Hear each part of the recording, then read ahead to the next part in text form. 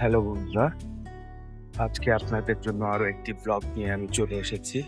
আমি আপনাদেরকে আজকে জানাবো পিএইচডির জন্য মালয়েশিয়াতে আপনারা যারা আসতে যাচ্ছেন তাদের জন্য কিছু টিপস এবং কিছু ফ্রিকুয়েন্টলি আস্কড কোয়েশ্চেনের অ্যান্সার।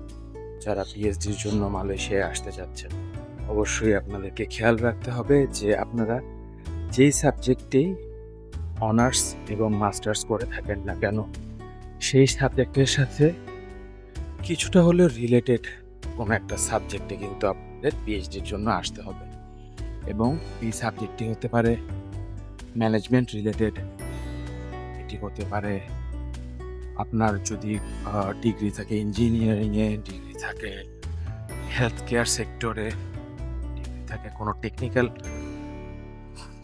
সেক্টরে বা বিজনেস সেক্টরে, সেই অনুযায়ী সাবজেক্ট আমাদের সিলেক্ট করতে হবে। যারা বাংলা মিডিয়ামে লেখাপড়া করেছেন অনার্স মাস্টার্স বোথ, তাদেরকে অবশ্যই কিন্তু আইএলটিএস দিয়ে পিএইচডির জন্য আবেদন করতে হবে। আর যারা ইংরেজি মাধ্যমে পড়ালেখা করেছেন তাদের যদি পিএইচডির আগে এখন বর্তমানে আইএলটিএস না থাকে সেক্ষেত্রে কিন্তু কোনো সমস্যা হবে না, বিকজ আপনারা এমওআই যেটা আছে সেটা যদি আপনারা ইউনিভার্সিটি থেকে কালেক্ট করতে পারেন তাহলেই হবে। আর এর বাইরে আপনাদের আরও একটি মূল জিজ্ঞাসা থাকে যে পিএইচডির জন্য আসলে আনুমানিক কত টাকা লাগতে পারে।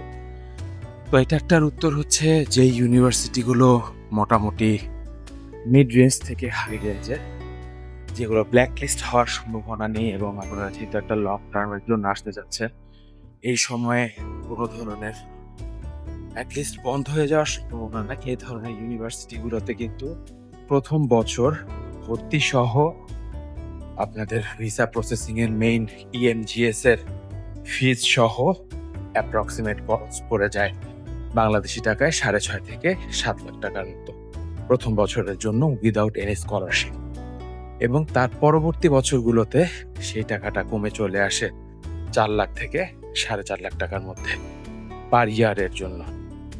সাধারণত 3 থেকে 4 বছরের নর্মাল পিএইচডি গুলো হয়ে থাকে, এবং এই পিএইচডি যদি আপনারা এক্সটেন্ড করতে চান প্রতি বছর আবারও আনুমানিক এই সেম খরচ দিয়ে আপনাদেরকে এই কস্টটা বাড়িয়ে নিতে হবে।